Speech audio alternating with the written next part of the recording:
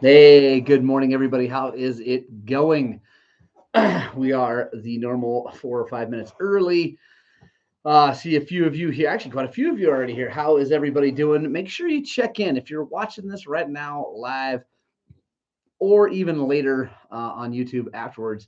Check in, say what's up. Tell me where you're from. Brady Metter, I know where you're from. Mr. Broken Arrow Man, rap. So yeah, it's just super fun to see where everybody's coming in from. Anyway, it makes me happy to see people from all over the place. So it'd be awesome. Um, yeah, it is a chilly morning in Western Colorado. It's only like 41 degrees, so it's not that cold, but it's only supposed to get up to 42 degrees, so it's not going to change at all. Roger Heard, what's happening? Bike Vault coming in from Thailand, Roger from AZ. Yeah, so it's not supposed to get super cold, but we are on a downward trend in weather. Is downward as far as the temperature, not downward in bad, but hopefully going to get some snow. Mike Barnato, it's raining over there. Right on. It's good to hear. Michael Webster coming in from Michigan. 52 James coming in from the Front Range, the Mile High area. Bruce Kennedy, balmy 17 to in the Mitten State. Holy moly. The That's yeah, that's a little much. It's gorgeous here. It's gonna be, like I said, it's finally gonna hopefully start snowing, which we could really use. It'd be awesome. Hey, Kim Jackson coming in from Rock Springs, Wyoming. Snowing this morning. 4 to 10 forecast. Ooh, nice. Much colder. Right on. That's good. We need lots of moisture. Wow, Brady, 70 today. Yeah, I was looking. We're headed to the Grinduro down in Post, Texas this evening. My son Ewan and I, Thomas, sadly will not be joining us because he is smarter than me and he is deciding to care more about his finals that are next week than I would have. So he is staying home because he's got finals and stuff.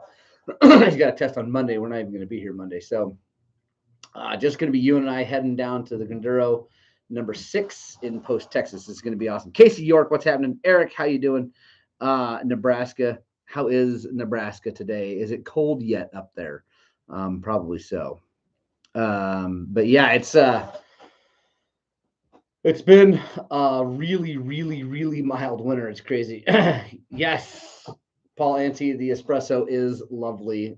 How is everybody's coffee this morning? I know Brady's having Dr. Pepper or whatever. Eric Bryan, what is up? You need to laser cut me something cool. That thing was awesome. That video is so cool to watch. Getting cold now, I bet, up there. Mike Webster, when you own your 990 Adventure, did you ever have problems with fuel sensor O-ring leaking gas or any leaking on the left tank? I did not, actually. But, Michael, I'll have you know that I only owned that bike for 8 months and I had it. Oh man, I probably put 14,000 miles on it, but I did not have that problem. Um, ooh, Eric walking into the donut shop. Yes, Mark Payne. Good morning. The that's but that's awesome. I'm floored by the fact that Eric gets to have donuts. Um, all right, guys, we're gonna get our official podcast. Let's get this thing officially started. Welcome to the Gospel Two Wheels number 161, where the coffee's hot, the bikes are fast, and your comments, thankfully, are incredibly ridiculous, and I love you for that. It is it's another awesome day in Western Colorado. Let's see, just get back to the thing. Eric, we'll talk about laser. That's awesome. Bruce Kinney, since we're talking about weather, I hear you are responsible for global warming since you have some haters out and about. Um, Mike Barnato, how much for a set of V motos? Yeah, Bruce Kennedy. Everything is my fault. Everything. I got big shoulders. I can take it. Hey, Justin, what's happening? Neil Rogme Amadeus. Good morning. What's happening, Dave Kessler? Where are you, Dave? You didn't say where you're from. Barnato. So those Force ATs are 85 rear, 65 front, and they are brilliant. Let's see, bike fault. My 300 DXC is getting to 95 degrees Celsius pretty quick. I have a KTM fan and taking the thermostat out. Any ideas? That is hot, fast. I don't know how fast you mean, Jeff, but I don't know. And I think you just recently did a top end. The only thing that usually, make on a two-stroke, carbureted two-stroke, generally the only thing that makes them get hot quickly is a lean condition. So either a left side crank seal leaking or some other gasket leaking. I'm not sure. Chris Kinberg, what's happening? Hey, there's my mom. Good morning, Mama. There's Suzanne Sprouting. Everybody say hi to my mom. Jim Rupp, good morning. Mark Payne, how did you end up jetting like after the RK Tech? Both bikes ended up going like 4 sizes up on the main and like 2 sizes up on the Pilot with the RK Tech. I need an RK Tech head for a 300 TPI Husky. Do you have to do tuner or anything in the fuel system? Brady, no, you don't have to. If Neihart will join in. I don't know if he's going to be here. He's got a 20 or 21 250 and TPI, and he just put it on there and runs it, and has had no issues. It's been really good. Now they do kind of like ping on diesel and stuff like that because it could use more fuel, but you don't absolutely have to. So if I were doing it, I would still do some sort of either power commander or get that thing flashed by someone that can give you more gas. I don't know. If I were going to do it on mine, I would definitely give it more gas, but you don't have to. Crash Hard Enduro. Good morning, fellow mixers of fuel and gas. I will also acknowledge it 4 strokes and TPI. Yes, Crash Hard. I love it. That's awesome. DJ Cowan, what's happening? It's getting ready to rain in Moab. That means it's going to be good. Kim Jackson says, yeah, and that's considering you're jetted fairly correct to start. Yes, on my jetting for whatever. So Coachie Stronghold, Arizona, David Kessel. That's awesome. Let me see anybody else. Ted King, rain. What is this rain you speak of? Yeah, no kidding. We need, I don't want rain now. I just want snow, lots and lots of snow. But not for my trip to Texas. I want it to be nice. I have a bunch of questions, so we got to get to those. One is from Mr. Eric Bryan, who currently is buying donuts, hopefully to bring up to me. Only they would just be stale by the time I got here. Anyway, Eric asks, can you actually tell the difference in power on a 2-stroke with different style of pipes, like a fatty? Anyway, yes, 100% you can tell a huge difference depending on what you're going from. Like if you're going from a stock pipe to really anything else, you're going to probably feel a big difference. The gnarly pipe is going to feel a lot more low end. A fatty or a rev is going to be like you're going to feel more top end. But yes, you can definitely feel a difference. It's noticeable. I don't know on a TPI how much, because I usually jet a bike a little bit differently with a pipe, not always. But so I don't know on the TPI the big difference, but yes, 100%. That shape of that pipe makes a huge difference in how they run. I don't have time to go into all of the sound waves and how they work, but anyway, the shape of that pipe is crazy important, and it's a huge difference.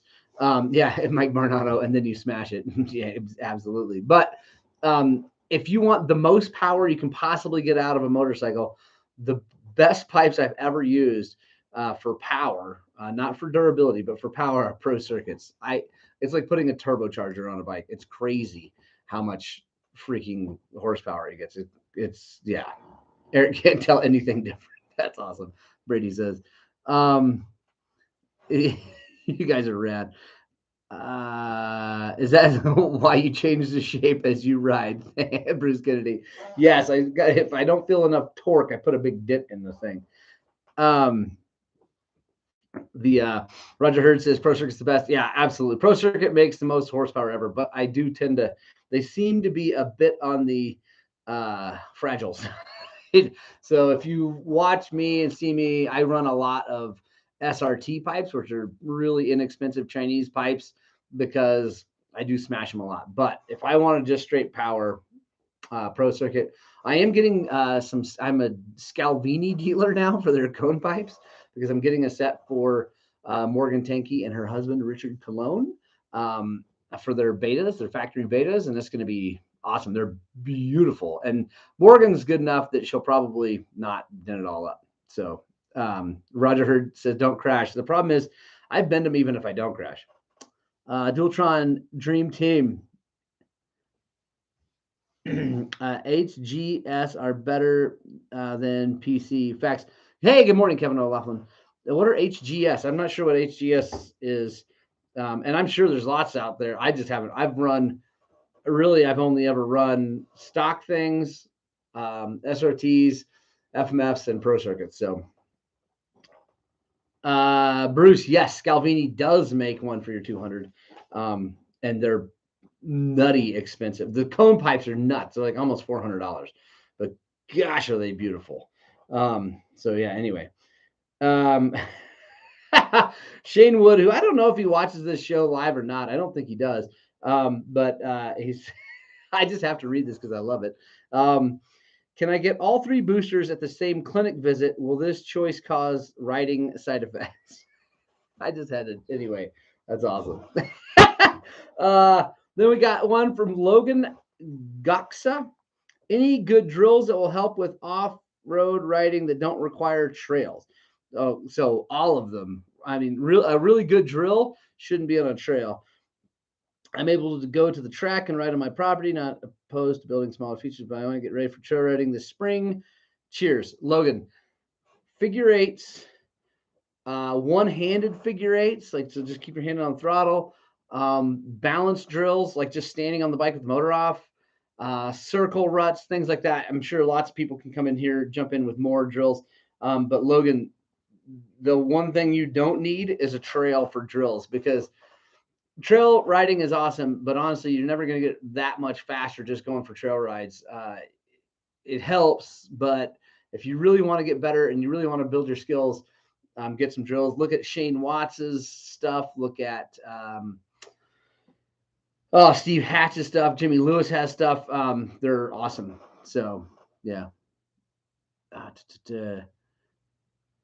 HGS come on my TM and other brand. Right on. Sweet. I'm sure HGSs are good. I mean, I'm sure they're good. I just ordered a new FMF fatty. Didn't know if it really made any difference. Yeah. I always order the gnarly if I'm going to order an FMF, just because it's thicker steel. Like, I could care less about the performance. I can't ride the bike to its limit anyway, but the gnarly is a thicker steel, so it tends to not bend as bad. Beverly Boys, can you recommend any tire studs for winter riding? Yes. The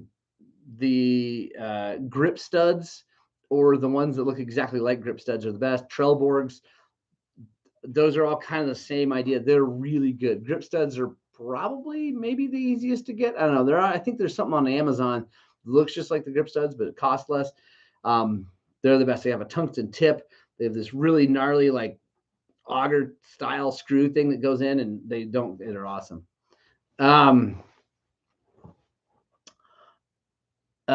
Chris Burt, say no to slow. Paul Yancey called. Yeah. So Chris Burt, all those guys, all those pros that have videos and stuff out there, go watch them, and their drills are amazing. Let's see. Mike Mardano, ride with faster people. Absolutely. We use locking front brake and get the feel of front going away, let off, and brake let off. Oh, back on bike. Right on. So I think Bruce said it's like, you just cram the front brake on and see what happens, and then would be definitely good. I'm talking about drills. I built a balance bike, but I used a full length spring. Yeah, way too hard to balance. How long did they cut your spring down to? Yeah, Eric, a full length spring is brutal. So Brock Hepler, who that guy built the original balance bike for, can do it on a full length spring, no problem, which is crazy. I would say, Eric, it's about half length. So those Chinese grip studs wear up. Oh, okay, that's good to know. Mr. Manny, tubeless versus moose for trail woods. Moose all day long. Yeah, no air. There you go, Mike Barno, no air. Mr. Manny, if you're new here, you're gonna find that everybody here is gonna. Well, not every. That's not true, but a lot of people here are gonna say mooses. I will always say mooses, 100%. Oh, okay, there you go, Bruce Kennedy. So you accelerate with the front brake on and ride as far as you can with the front locked up. There you go. So, yeah, it's honestly, balance and throttle and clutch control are huge. So, just like Waco, Texas. We should go to the Texas race you're going to. Yeah, so it's not a race. I wish you could go too, though. It's not a race. It's a charity ride that Cole Kirkpatrick puts on at his parents' ranch there in Post. It's in the Caprock. I'm super excited. I've raced down there near Kittikay, Texas. It's south of Lubbock. It's this crazy red dirt mesquite ups and downs. And anyway, really cool. And I'm really feel very blessed and very fortunate to get to go. They Cole invited me and my boys to go because we help them out with their gnarly root stuff when they come to Montrose. And so anyway, Cole's very gracious to invite us. And I'm excited. Damon Bradshaw, the beast from the East, is going to be there. And I'm so stoked because I think he's been riding a 125, which is awesome because I'm taking my 125. And anyway, I'm really excited. Let's see. What else? Okay. Anyway, on to more questions. Let's see. I got the Facebook one done now. Instagram. Speaking of Jess, why do you think people are so overprotective about you sharing your spots? So if you guys watched my I'm sorry video, and it's not, I don't mean air quotes as in I'm not sorry. I mean, that's what it's titled. Anyway, although I'm not totally sorry. But anyway, people are protective, and I get it. I do understand where they're coming from. I think they're wrong, but I understand where they're coming from. Because they've grown up here or they moved here a long time ago or whatever. They love this area and they don't want to see it change, right? The fact is that everything changes. It always has been. It always will be. Things are changing faster these days. And I think that trying to slow down the progress is silly and futile. Whereas what I'm trying to do is build awareness and build love is a proactive thing. And it's not perfect. My plan isn't perfect. Maybe it's not the best plan. I don't know, but I think it's good. But we need to also implement some more clubs and organization to help really maintain some things, that have some ideas about some maintenance stuff. Actually, if anyone here on the YouTubes who's either in Montrose or wants to come to Montrose and talk to me, I want to do our big OHV trail day or OHV tag sale day again this year. Got canceled by the freaking feds. Anyway, I don't want to talk about that. That upset me, but I want to do that again, and then also do some work. There's some trails we need to do some work to, and I think as a motorized community, we need to do that. Roger Hurd, yes, as the great Rodney King once said, can't we all get along? Mom, thank you very much. You're sweet. So I get it. People are, they have this thing. They don't want it to change. They just like locked. And I get that, but that's not reality, unfortunately. We can't live in a postcard forever. So anyway, that's why they're just people. They love their place and they're fine. I get it. But I think there needs to be, I'm doing it differently. So that's me. All right. So my friend Brian Pierce, who runs Seat Time on Instagram, Facebook, YouTube, and seattime.co on the internets. So sorry, I just got a text. That's weird. From the V-Moto guy. Anyways, he did, and he went to the Red Bull Override down in Texas just recently, and he did a great thing. If you guys get a chance, really you should check out his YouTube channel, and also just go to seattime.co. He is he's awesome. Anyway, he went to the Red Bull Override and he asked me to listen to his thing and share my thoughts on the matter. So the Red Bull Override, I'm just going to go over a couple things because I told him I would, and I think it's important for the hard enduro thing. First of all, was anyone there? Let me know. And then so other people chiming in. We have the same issue about secret trails. People got upset because legal. Anyway, Mike Barnato. I really don't care that much what people think. Hello Dirt said, ever write a similar post regarding sharing trail info? He stopped sharing trail info on Southern Utah because ride people showed up in droves, destroying the trails and leaving trash. So Hello Dirt, that's no good, right? That is no good. And so one of the things I'm trying to do with this Ride the World series is to bring people to new places and see new places. And his spoiler alert, I think the spring Ride the World is going to be here in Montrose, and it's probably going to upset a few people, but I want it to be a really hugely positive thing to show the community that like we're not destroying stuff. And so if people are leaving trash and being jerks, that's ridiculous, right? But when we have done our things in other states, we clean up, and I would like to believe we leave it better than when we got there. So that was the goal. Matt Andrist, yes, you went to yes, I'm so glad you chimed in on Override. Stay tuned, Matt. I want to talk about that. Anyway, you guys are saying all nice things. I really appreciate. I'm not going to go through all of it. Hopefully, if you're watching this later, you're watching the live chat replay. By the way, there's a whole bunch of you watching and only a few thumbs up. So if you're watching right now, back out of the chat, give me a thumbs up and come on back in.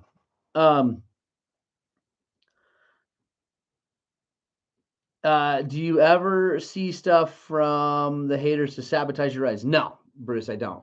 They don't. They're a very quiet group. They're interested. They're friends. Well, they used to be friends of mine. Whatever. Anyway. If we see I know who they all are, and if we see each other, we wave at each other, and we're very cordial and all that. But yeah, no, they don't. I don't know.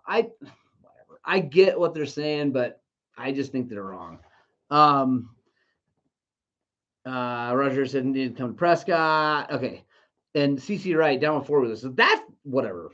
I'm not going down that road. I'm not. I want to talk more about the override. So Matt Andreas, as I was listening to Brian's interviews of the pros, right? So he was only interviewing the pros and the bad dudes, most of them didn't really like the event because of how not hard it was. It was not very hard. They didn't really love the format because the old format was the old override format was like a 6-hour thing. You're on the bike for 6 hours, and it just was super grueling and just gnarly, right? And the new one had 3 races, and you could rest all this time. And they didn't have the night thing because the AMA. Do you want to open a can of worms? The AMA, they're like fired up about this whole thing. Nothing on the helmet deal. They won't even let them run helmet lights. So how are you going to have a night race, an AMA sanctioned night race with no helmet? Whatever. It's ridiculous. Dualtron, yeah, people putting logs over trails and barbed wire. Yeah. I see you guys are like, I appreciate, first of all the support on YouTube and Facebook and things like that. But I love all the comments. I really do. Thumbs up, but I'm not going to go into them mainly because I have these questions to answer, and we all know how I feel. So yeah, here we go. So it just keeps going. So anyway, Matt, I would like to hear your view on the override. How did you like the event? I mean, obviously we're typing. This is gonna be a little bit whatever. So let me know what you thought about it, because he talked to a few amateurs and they seem to like it more than what the pros liked it. Because the pros, I mean, the hard enduro guys are, they're used to things just being gnarly and they want to see it just get harder and harder and harder. But yeah, it's interesting. Brett Minzy, night vision goggles. Yes. Kevin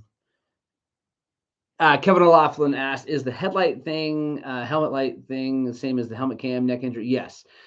Yes, it is. But I would argue that at least with the torch helmet light that I use from Moto Minded, that's not a problem. It just comes right off because it's magnet on there and it just, anyway, flops right off. So, yeah. And same with Task Racing. Task Racing has a brilliant system where it's Velcroed on. So if you hit hard enough that was going to break your neck, that thing's coming off. It's not going to be a problem. And I don't know. I don't know that there's enough real science behind it to say that having a GoPro on your helmet is going to cause you to have a neck injury. And I don't know. Maybe there is. I don't know. But I think that's a little probably small of a sample. Anyway, whatever. But I mean, and maybe I'm wrong. Maybe I'm dead wrong. And there's a ton of information. But I think the deal is stop protecting us from ourselves in so many ways in this world and let us go. But, you know, as Guy Martin, one of my favorite people on earth, said, if you think it's too dangerous, stay home, cut your lawn, and leave us to it. So there we go. Chris Kinberg, the pros can do that override course this year with one hand, except Mario. He chickened out on the water jump. Yeah. The override thing was, I mean, I didn't watch all of it. I saw some of Matt Andreas' stuff, and it looked awesome. Looked like a really fun race, but it definitely didn't look like the super hard enduro stuff. So after listening to Brian's stuff and and watching a little bit of the thing, I feel like it was a neat race for some people, but it definitely didn't fall into what a lot of people would consider a hard enduro. So I don't know how you fix that. I don't know how you work that, but anyway, that's my thought. So Matt Andreas hasn't said anything. He's probably busy. He's probably doing something. But I would love to hear that. Kevin O'Loughlin. Here's a gold mine idea. Build a helmet light with a light. You mean helmet? Oh, build a helmet with light built in. Yes, that would be awesome and expensive. But that would be awesome. It's all about money. The AMA doesn't want private YouTube channels making money on their races. Crash and that's an interesting. I never even thought of that. That's an interesting thing. I don't know if that's true, but that is interesting. So, well, it's yeah, and 55280. Enough of the nanny state over. I think if you guys have been watching my stuff or pay attention to me on Facebook, you know how I feel about that. CC Wright, I like to redact my down with quads comment. I was just being a hoser. Well, so CC Wright, I'm not down with quads as a machine because it's like saying guns kill people, right? Like the quads aren't the problem. Side-by-sides are not the problem. They're not the problem. It's the people using them that cause, issues. And Crash Hard says, just my speculation. But that is an interesting thing. Anyway, dude named Eric, perhaps the light would fit under the bill of the helmet. Yes. So, Eric, yes, it would. And Mario Roman was talking about that in the interview. He's like, we could find a way to mount it underneath the visor. I mean, we can figure this out. Just let us put helmet lights on. Because speaking of safety, if you're gonna have a night race, having a helmet light is a piece of safety equipment. Because if you don't have a helmet light and you're trying to go fast, you are really taking chances. And so, yeah, anyway. All right. I had one more. Rick Roman. What's happening, Rick? If you're here, hello. Can you give an overview on setting up a new bike? For example, engine break-in, suspension settings, oil changes. So, yes, Rick. Yeah, Brady Metter. I would run a helmet light and not give a crap, and a GoPro. Yeah. Yeah. And what I went to an AMA sanctioned enduro last year, and they were all, in the rules and no, GoPros, no. So I didn't run one, and then, a whole bunch of other people running them, they didn't care. So anyway, so yeah, I'm surprised I followed that rule, but because I don't generally. So anyway, overview, setting up a new bike. So first of all, if you're buying a brand new bike, this is my personal opinion. I'd love to hear from you guys. But if you buy a brand spanking new bike, you only get a 30-day warranty, right? Or maybe, and maybe. And if it's brand new, I'm not easy on them at all. I mean, I don't just go fire it up and hold it wide open up a hill immediately, but I go ride the living crap out of it pretty much right away. Because if something's going to break, I want to break it in that first like week. And so I can take it back to the dealership and go, fix it. Because these things are built well. They've all been run at the factory. So it's not like it's the first time they've ever fired up. So yeah, I say on break in on a new bike, ride it like you stole it. The sponsored by Moderna. Bruce Kennedy. There you go. A 1-year warranty. That's really good. But I still would beat on it because I'd want to break it right. I'd want to find out what's wrong with it right away. Like I said, I don't mean ridiculous, unhurt, or whatever. You know what I mean? So that's that. As far as suspension settings, I really recommend, first of all, check them, make sure they're the same side to side in the back, like what they should be. Considering what your book says, either comfort, KTM's say like comfort, sport, whatever. Make sure they're correct from the factory. Make sure Hans and Franz didn't mess that up. Don't worry about the sag right away and go ride the thing. I don't know, put 10, 15 hours on it, just bone stock, and then come back and start fiddling with things because things need to break in. Things need to break in, sag out, whatever, before you can really set things up. If you start fiddling with things right off the bat, even setting the sag, I don't think it will change and you'll have to do it again. So I just say go ride the thing on that. Let's see. Paul, that is awesome. And Bruce, that's cool that beta warranties. There you go. New bike, tear down to the frame, grease everything, double check everything, and then go ride it. Yes. That was the other thing. Hang on. What Brady said.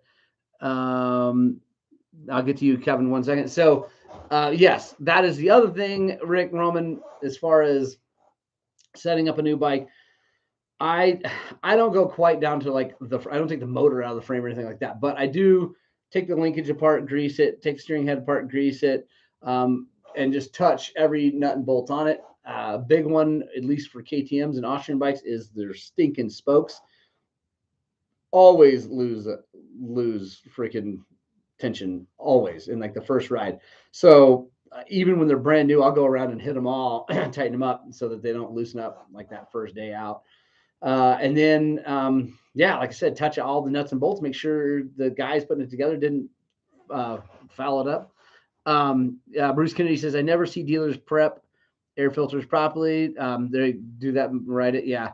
I would say, just pop it off. I mean, I have seen ones done well where they look right. So, but just, pop it off, take a look at it.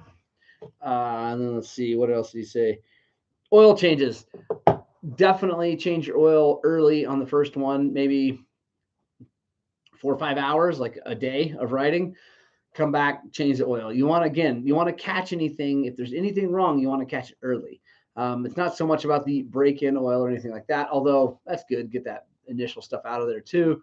But you want to make sure that you see anything early if they botched anything at the factory. So Kevin O'Loughlin, speaking of AMA, do you see any benefits living in Colorado with public lands around since they are the fighters for public lands? No.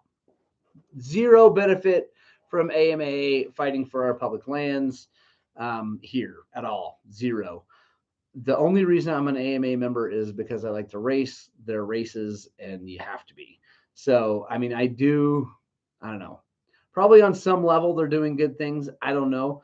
But the Trails Preservation Alliance and COVCO, Colorado Off-Highway Vehicle Coalition, are the two big organizations in Colorado that I really like to support, both financially and any kind of publicity I can do. They're amazing. They work really hard. They spend millions of dollars. I mean, over the years, it's millions fighting lawsuits and things like that. So those guys are great.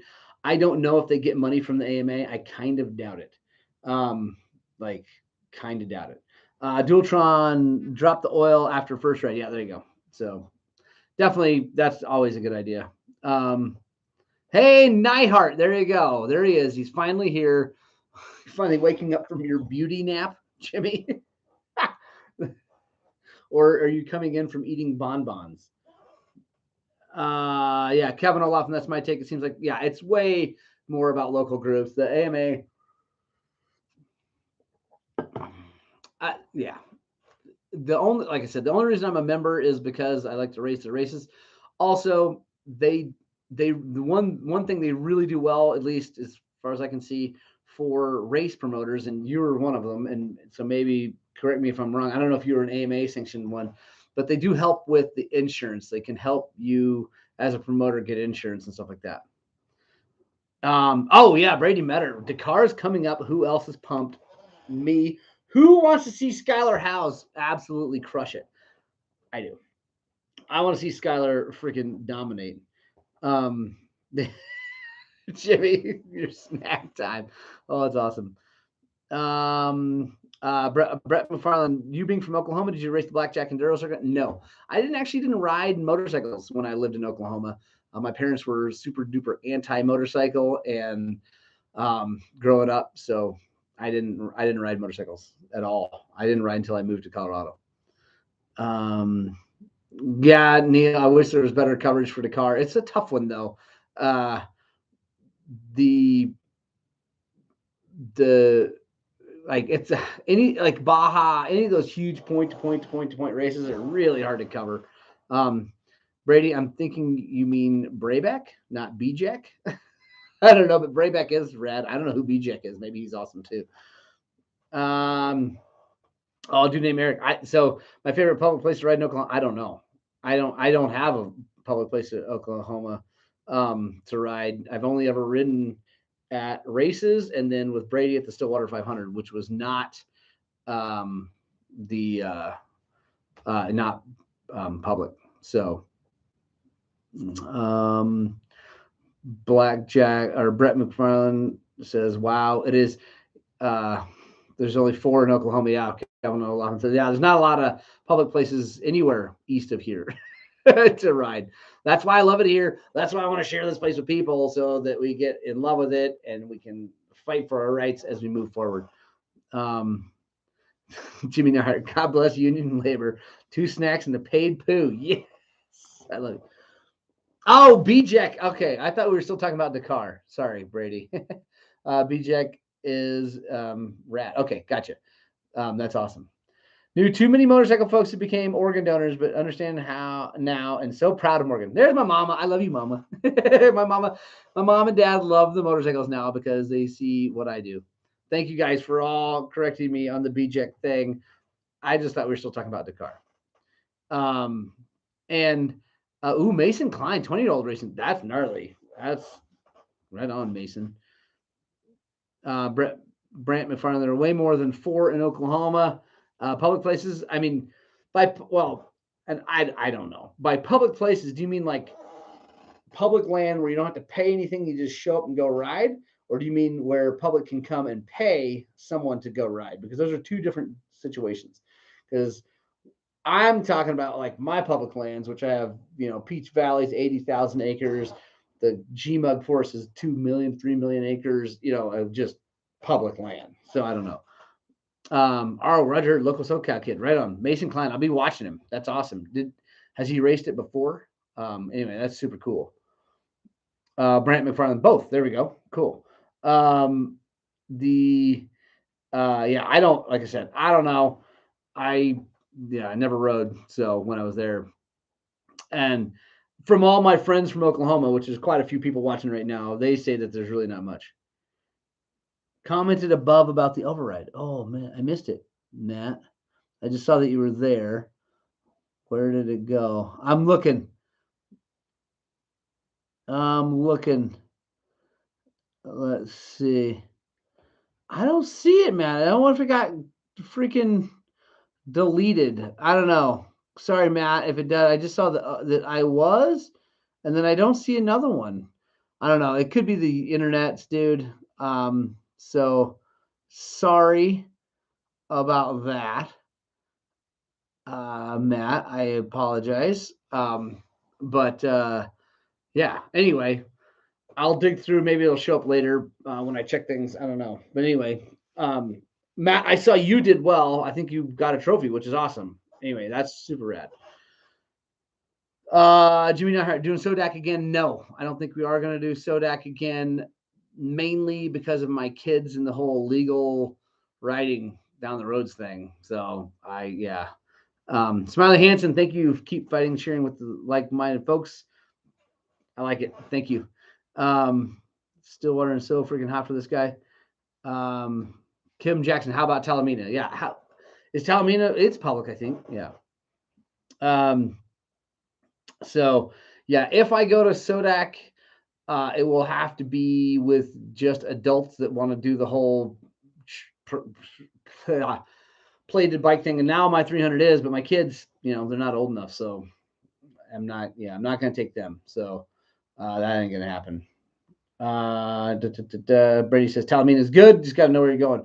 All right, guys, it's 8:07. I got a boogie. This is awesome. A whole bunch of you joined in. Thank you so much for joining me for this show. I really, really appreciate it. Oh, that was okay. That was your buddy Matt says. Okay. You won the Open A class. Dang. Well, I was hoping you would race, but that's awesome. I know you love the hard enduro stuff, Matt, which I think is super, super cool. But anyway, Jason, way to go, Jason, for winning the Open A class. All right. I love you guys. Got a boogie. Punk Rock Club, thank you guys for sticking around to the end. Thank you all for the love and support here on this channel and all over the social medias. I'm doing my very best to be a positive influence for this sport. So I'm trying really hard. If there's something I can do better, let me know. Send me an email, morgan@highland-cycles.com. If you're like, hey, man, I love you, but you should do this. Let me know. That would be super cool. Kevin O'Laughlin, thank you so much. Brady Metter, send me tires and a vest. I'm out of vests now. You were supposed to come up and get them, but anyway. I'm out of vests and they're sold out. So hopefully we got a new vest. They said mid-December. Anyway, my outro is taking a long time. Kevin, thank you. Anyway, I love you guys so much. Thank you for everything. Please, please, please, please get out and spread the gospel of two wheels. Also, follow us as we go down and have a ton of fun in Texas at the Grinduro. Make sure you tune in on the socials, Facebooks and the Instagrams, because we'll be doing that. But yeah, I hope what we're doing here at Highland Cycles is inspiring you guys to work on and get out and ride your dirt bikes.